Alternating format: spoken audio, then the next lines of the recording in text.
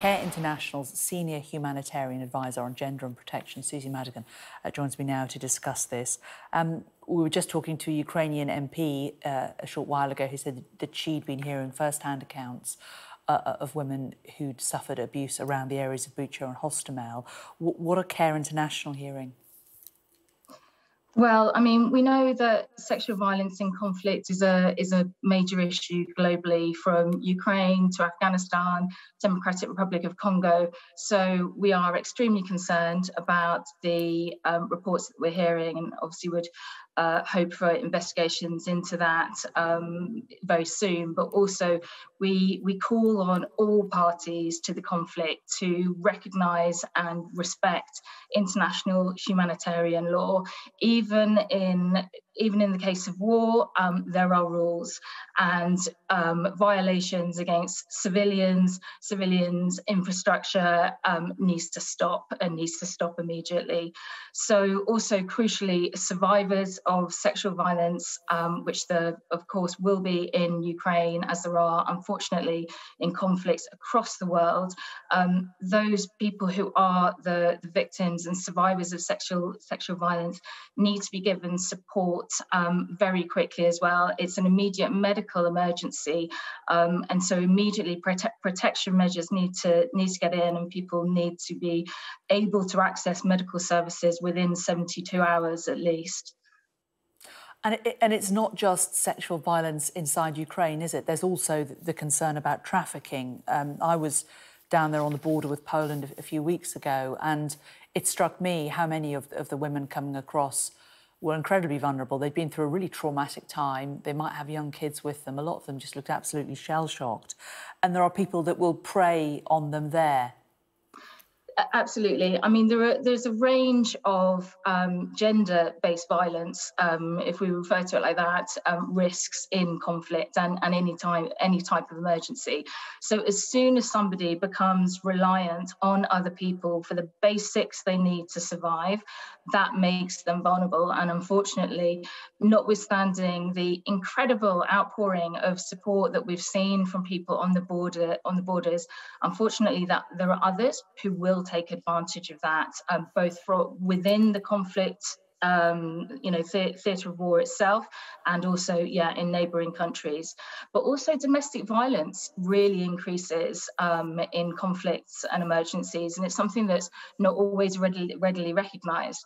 And this is because of inequalities amongst men and women in society. You know, it starts with the language, it starts with attitudes, and the ultimate expression of that is violence against women and girls in particular. But of course, sexual violence, can occur. It can be perpetrated against men and boys as well, unfortunately, in conflict situations. We need to be aware of that. And the violence, the sexual violence that is reported, absolute tip of the iceberg. Some of the figures that I've seen that you've provided show that in the Bosnian War, for every reported rape, there were 15 to 25 unreported rapes. Do you think that even now, all those years later, when people are much more open about talking about these kind of things, that we'll still see a huge number that go unreported? Well, the problem is, including that figure that was reported from prosecutors within the International Criminal Tribunal in Yugoslavia, that is an estimate. And the problem, this is one of the problems with sexual violence, that it is vastly underreported. And that's because of people's fear of stigmatization, risk of reprisals often. If services and justice procedures aren't actually in place, if the rule of law is not respected, then people might be concerned that they will go through the trauma of reliving experiences, talking about it, being known for that, having happened to them, and yet they'll never have any redress. They'll never actually receive the justice and possibly even the protection afterwards that they deserve from that.